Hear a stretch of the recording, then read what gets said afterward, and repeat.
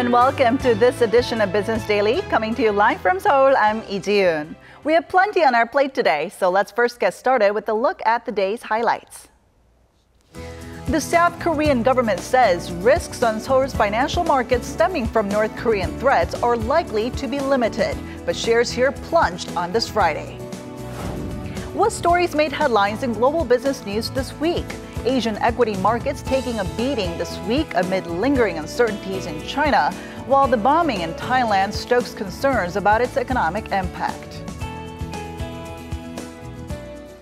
Korea's Vice Finance Minister Ju Hyung-hwan says risks on Seoul's financial markets stemming from North Korea will likely be limited, as its provocations from Pyongyang in the past have had short-lived effects.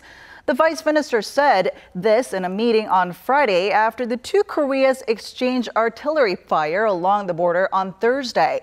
Ju said the Korean won temporarily weakened against the U.S. dollar in the offshore non-deliverable forward market, but soon stabilized. He added that South Korea is more vulnerable to the uncertainties surrounding China's economy, as well as a U.S. rate hike, saying the government will step up monitoring with related ministries. Meanwhile, jitters from Thursday's skirmish on the border and unease spilling over from China has pushed up Korea's risk premium to a 7-month high. According to market tracker Market on Friday, the country's credit default swap premium for foreign exchange stabilization bonds with 5-year maturity was at 66.98 basis points. This is up over 3 basis points from the day before and the highest since January. A higher CDS premium signals a greater risk of default for the country. And with that under our belt, Korean shares began trading more than 2% lower earlier on this Friday on heightened geopolitical risks as well as uncertainties surrounding the Chinese economy. And at the closing bell, inter-Korean tensions dealt a fresh blow to the South Korean stock market, already dragged down by concerns over a U.S. interest rate hike and the aftermath of China's yuan devaluations. The benchmark Kospi was down 2.01%, hitting a 2-year low, finishing the day at 1876.07. While the tech-heavy Kosdaq also plunged 4.52% to end at 627.05. On the foreign exchange counter, the Korean currency lost ground against the greenback, ending at 1,195 won, hitting a fresh 4-year low. And such a sharp depreciation in the local currency has been pushing foreign investors to sell local stocks amid growing concerns about a massive foreign exchange loss. Meanwhile, Korean households tightened their purse strings in the April to June period, with the proportion of spending to disposable income marking the lowest on record for second quarter figures. A report by Statistics Korea showed that the household spending to income ratio came in at 71.6%, falling 0.7 of a percentage point on quarter and by 1.7 percentage point compared to last year. The average sum of spending actually edged up, sitting at just over $2,700 per month. But the statistics office said people spent less on entertainment, food, and transportation on the back of MERS fears. This is while housing expenditures spiked by nearly 8% due to rising rent.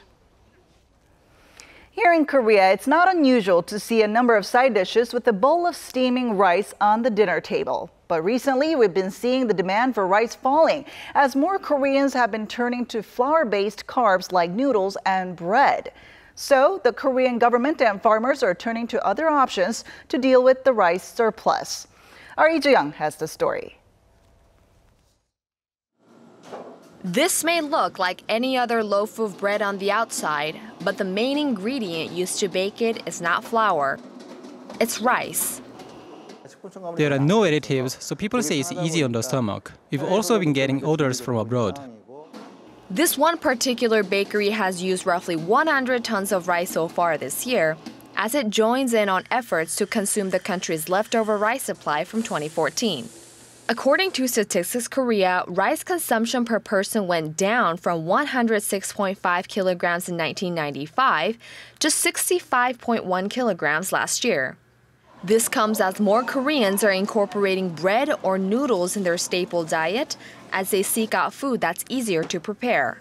Facing greater fluctuations in the demand for rice, farmers are increasingly turning to contracts with food manufacturing companies.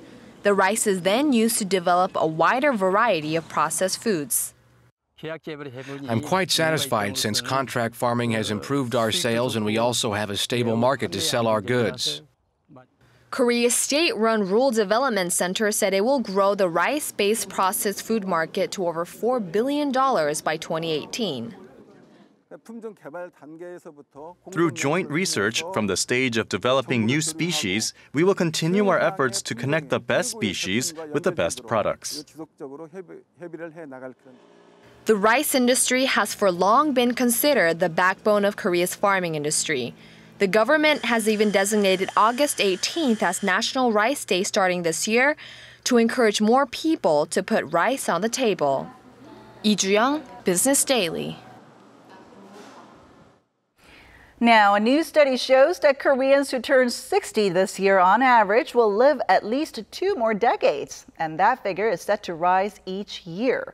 Men who are 60 years old this year will live about 23 more years until age 83, while women will have an extra 5 years on that, living until they're 88.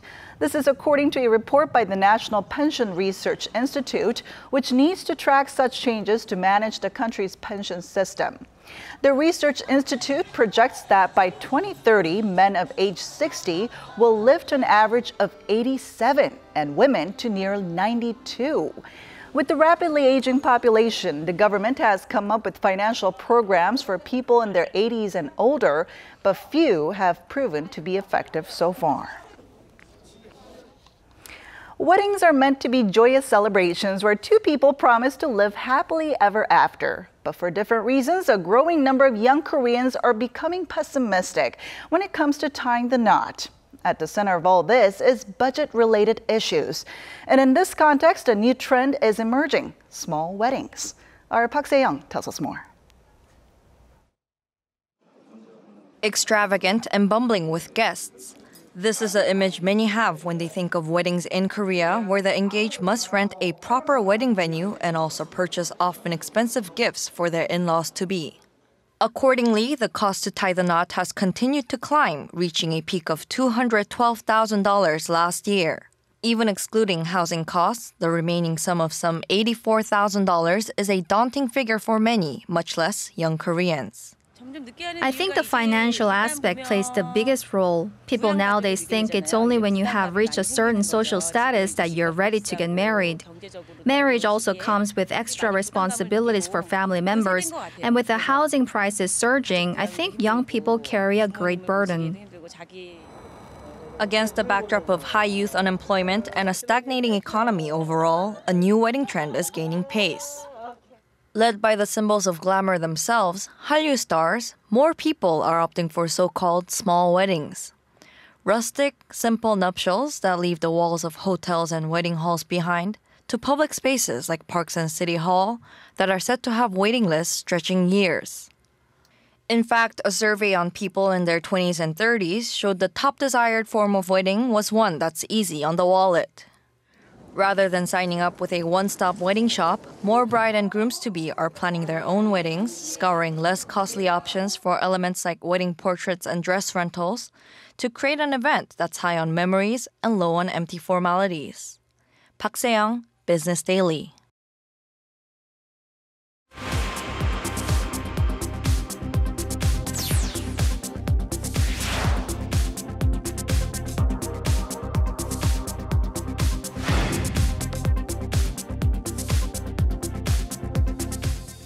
Well, it's Friday, and that means it's time to take a look at the global business news that made headlines this week.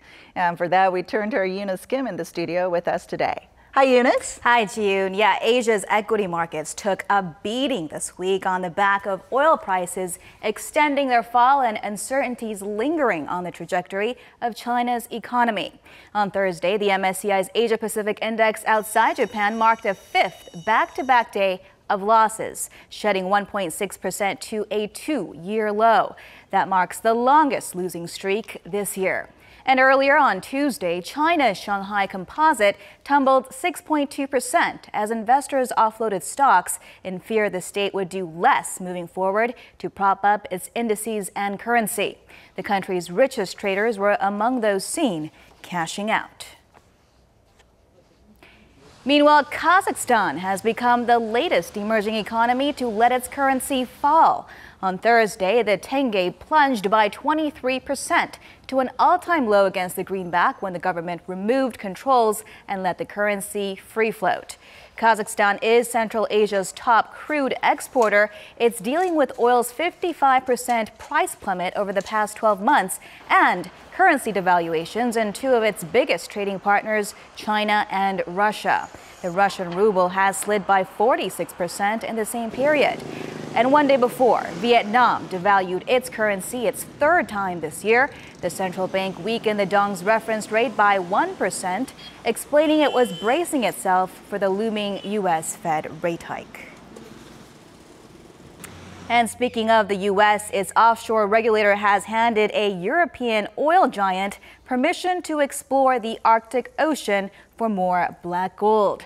Royal Dutch Shell has been seeking the green light for at least a decade, pouring some $7 billion into the project. The permit allows Shell to begin drilling into rocks off the northwest coast of Alaska, part of the globe's last known untapped giant oil reserves that could hold as many as 90 billion barrels. The move pits the world's fourth largest company against environmental groups fiercely fighting the mission. They condemn the decision as running counter to President Barack Obama's legacy of fighting climate change. All right, Eunice, let's shift our eyes to Thailand next. A manhunt continues for the prime suspect behind Monday's bombing in the capital Bangkok over in Thailand. What's the latest on that? Well, June, it seems normalcy is slowly beginning to settle in as areas damaged by the blast have been quickly restored. But the question on the minds of Thailand's leaders is, what will the impact be on its tourism sector? Take a look. Monday night, a bomb pierces Bangkok's night sky, ripping through an affluent district near a popular Hindu shrine, killing some 20 people, half of them foreign tourists. By Wednesday, Erawan Shrine is reopened. Residents and tourists pour in to pay their respects to the dead and to the grieving. This visitor from Malaysia says she's not worried. Yes, I feel safe. Yeah, because they're already blocked and all the danger area already blocked, and now it's open to public. So I think the security, all the safety is. Calling the blast the country's worst ever attack, Thailand's prime minister says the perpetrators may have a political agenda as they aim squarely at damaging the tourism sector. In our country, there are individuals or groups of individuals who are seeking to destroy the country. We will bring justice upon any networks involved as soon as possible. Tourism accounts for up to 20% of the Thai economy and has been the rare bright spot in an otherwise uphill climb to recovery. In the second quarter, the number of overseas tourists had bumped up more than 37% on year, compared to another key driver, exports, which fell by 5.5%. Through Wednesday, 23 countries swiftly issued travel advisories. And while most simply urged caution, among them Seoul and Washington, Hong Kong issued the strongest warning advising against non-essential travel. Travel agencies canceled all organized tours to the kingdom until the end of the month. While it remains to be seen what kind of impact Monday's bomb blast will have in the short, medium, and long term for the land of smiles, locals are optimistic they will survive this spot of turmoil too. If there is not anything after this, and Thai government can make sure that we are safe and calm country, the breaking news stop, then I think people will just start to consider to come back to Thailand again. Well, Eunice, the Thai are known for their resiliency. I mean, they've survived floods, riots, and even military coup in the recent years. But then what is it about this attack that has more people worried? Well, June, the timing of it all, for one, was just really ironic because the bomb blast, that is, came just hours after second quarter figures for Thailand's economy were released, and they weren't great. Thailand logged only a slight improvement from the first quarter and up 2.8% on year. It was probably a factor in the central bank's recent decision to slash growth projections for the year to 3%. That's the third cut on the 5% outlook from a year ago when the military junta took over in its bloodless coup. And that 3% target for Thailand, if hit, would still be a third straight year of detractions. But then in your report, up until Monday, tourism figures had actually improved. So what has been dragging down growth?